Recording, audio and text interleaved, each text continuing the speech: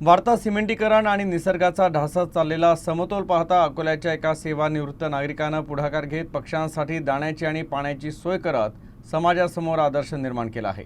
विशेष म्हणजे त्यांच्या पत्नीची देखील त्यांना साथ लाभत आहे।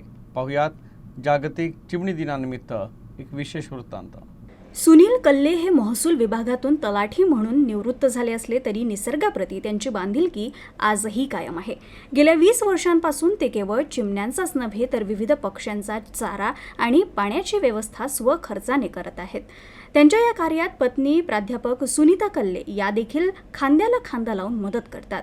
कल्ले दाम्पत्याच्या या सेवेमुळे त्यांच्या परिसरातील जैवविविधता जपण्यास मोठी मदत झाली आहे। पक्ष्यांसाठी केवळ पाणी ठेवणं पुरेसं नाही तर त्यांना नैसर्गिक पद्धतीनं अन्न घेता यावं अशी व्यवस्था जमिनीवर किंवा योग्य ठिकाणी करावी। उन्हाळ्याच्या तीव्र झळा सुरू झाल्या असल्यानं पक्ष्यांच्या अस्तित्वासाठी प्रत्येक नागरिकानं आपल्या घराच्या गॅलरीत किंवा टेरेसवर पिण्याच्या पाण्याची सोय करावी असा सल्ला दिलाय।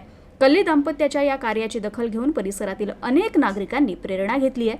अनेकांनी आपल्या घराच्या छतावर बाल्कनीमध्ये मातीची भांडी ठेवून पक्ष्यांसाठी पाणवठे तयार केले आहे।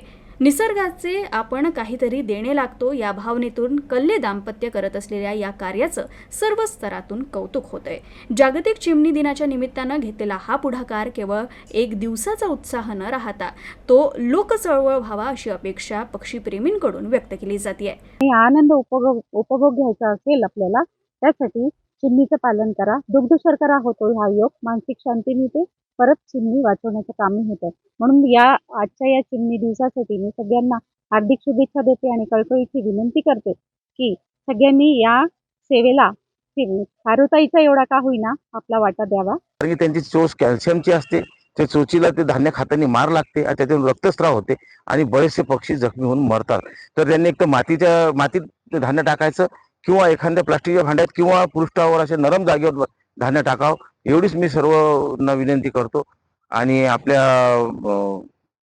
बस एवढंच मी सांगू इच्छितो। जागतिक चिमणी दिवसाच्या सर्वांना हार्दिक शुभेच्छा मानतो।